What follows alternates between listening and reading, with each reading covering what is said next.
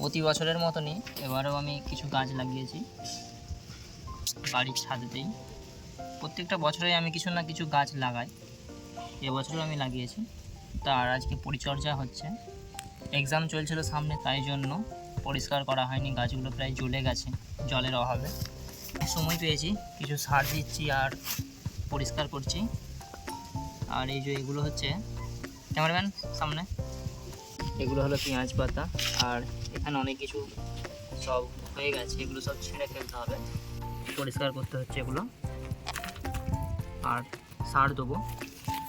আজকে আমি একটা ওষুধ দিয়েছি গাছে পোকা লাগার জন্য, আশা করছি পোকা আর লাগবে না।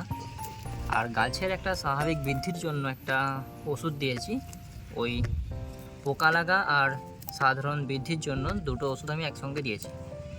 আর ওই পাশে আছে শসা গাছ, শসা অলরেডি ধরে গেছে, এগুলো সব শসা গাছ আমারই লাগানো। এগুলোর প্রায় ঘাস আমি আগেতে তুলে ফেলেছিলাম, এখন কিছু ঘাস আছে, এগুলো তুলে ফেলে দিই। অলরেডি শসা ধরেছে, আজকে একটা শসা তোলাও হয়েছে। এই যে এই একটা শসা প্রায় পোকা ধরে গেছে এখানে, শসা তো ধরেইছে ভালো। যে বস্তার মধ্যে মোটামুটি হয়েছে, আরও শসা গাছ কিছু লাগাবো আমি। সামনে গরমকাল আসছে, গরমকালে তো অনেক শসাই ধরবে, কারণ তখন শসাটা খুবই প্রয়োজন আমাদের। সেই কারণে এই সমস্ত ফুল গাছ তখন তুলে দিয়ে একদম শুধু শসা গাছ থাকবে। আর সেরকমই চেষ্টা করব। অলরেডি আমি এগুলোতে সার দিয়েছিলাম কয়েকদিন আগে, ফুল গাছের প্রতি আমার টান বেশি তো, সেই কারণে আমি সার দিয়েছিলাম এখানে কিছু। এটাও ঠিক আছে, এগুলো আর কিছু দিতে হবে না, বিকালে জল দিয়ে ছেড়ে দেবো। এগুলো লাউ গাছ বলা হয়, এগুলো হবে না কারণ বস্তার মধ্যে লাউ গাছ হয় না।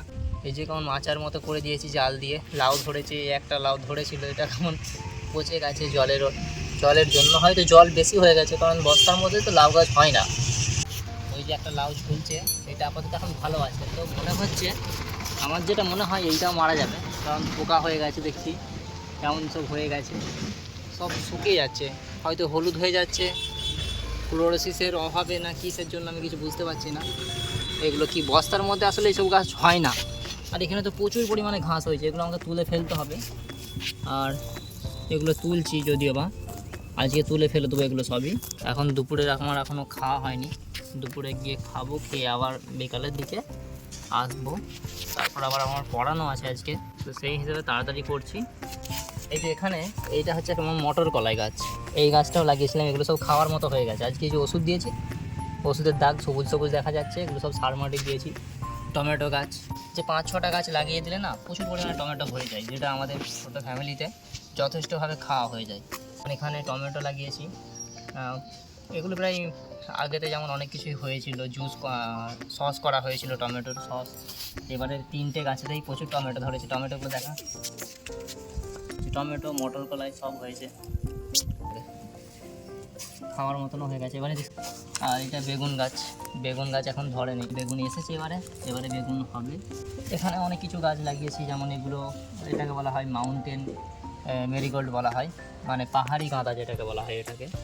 এটার একটা আলাদা নাম আছে, এইটার একটা আলাদা নাম আছে, এগুলো আমার ঠিক জানা নেই অতটা। তবে এটারও বেশ ফুল বড় বড় হয়। তবে ওই সাইডে কিছু ফুল ছিল যেগুলো বেশি পরিমাণে জল দেওয়া হয়ে গেছে, সব মরে গেছে গাছগুলো বেশি জলের। এগুলো সব ঢেঁড়স গাছ, ভেন্ডি 3টেতেই আছে, হয়েছে ভেন্ডি, সব পোকা লেগে যাচ্ছে। এটা চাইনিজ বট বলা হয় এই গাছটাকে। এটা আমি আগের বছরে যে লঙ্কাগুলো লাগিয়েছিলাম সেই বীজগুলো পরেই কিন্তু হয়েছে এই লঙ্কা গাছটা, ফলে এখানেই অনেকগুলো গাছ হয়েছে, সেই লঙ্কাটাই এখানে হয়েছে আর কি, সেই সমস্ত লঙ্কাগুলোই হয়েছে। এটা ড্রাগন ফল জানো, এটা অনেক দিন আগেই লাগিয়েছি। আর এখানে টমেটো গাছ, লঙ্কা গাছ সব লাগিয়েছি। গাছগুলো বাড়ছে না কেন কিছু বুঝতে পারছি না, বেশি হয়তো সার দেওয়া হয়ে গেছে নাকি, মনে হচ্ছে যেটা বেশি সারের জন্য গাছটা হচ্ছে না ঠিকঠাক করে। তারপর ডালিয়া ফুল, গাঁদা ফুল, এই একটা ফুল আছে, এটাও যেমন ওই ওখানেও একটা আছে গাঁদা। এগুলো সব টমেটো গাছ, লঙ্কা গাছ, এই বেগুন গাছ করে সব আছে। আর এখানে ধনে পাতা, এগুলো পুরোটাই ধনে। এই যে এখানেও মটরশুঁটি হয়েছে, এগুলো সব সার দেওয়া হয়ে গেছে।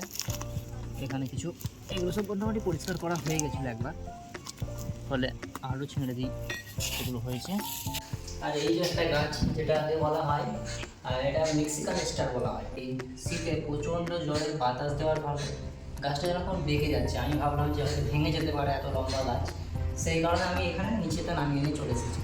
আজকে দেখছি বাতাসের পরিমাণটা একটু কমে গেছে, আজকে আবার পুনরায় এটাকে ছাদে নিয়ে চলে যাব।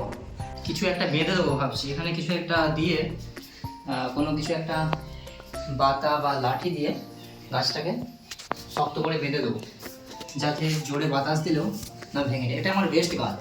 এই গাছটাতে যখন প্রচুর ফুল আসে না স্টার, এটা বিভিন্ন কালারের হয়ে থাকে, পিঙ্ক কালার হয়ে থাকে, হোয়াইট তো দেখতেই পাচ্ছেন, পিঙ্কও হয়ে থাকে, খুব ভালো লাগে স্টার গাছ। মটর গাছ যেমন এখানে অনেকগুলো আমি লাগিয়েছিলাম, এগুলো সব জ্বলে গেছিলো। আবার ওষুধ দিতে গাছগুলোতে, তারপর আজকে সার মাটি দিয়েছি, ফলে দেখা যাক কী হয়। এবারে এক্সাম চলছিল তো, সবসময় জল দেওয়া হচ্ছিল না গাছগুলোতে, ফলে মনে হচ্ছে সেই কারণেই গাছগুলো কি বাড়েনি না জ্বলে যাচ্ছিলো, এটা কিছু বুঝতে পারছি না। পোকা লেগে গেছে অনেক গাছে। দেখা যাক কী হয় আজকে পরিচর্যা করার পর, তারপর পরের কোনো ভিডিওতে দেখাবো পরে কী হয় গাছগুলো।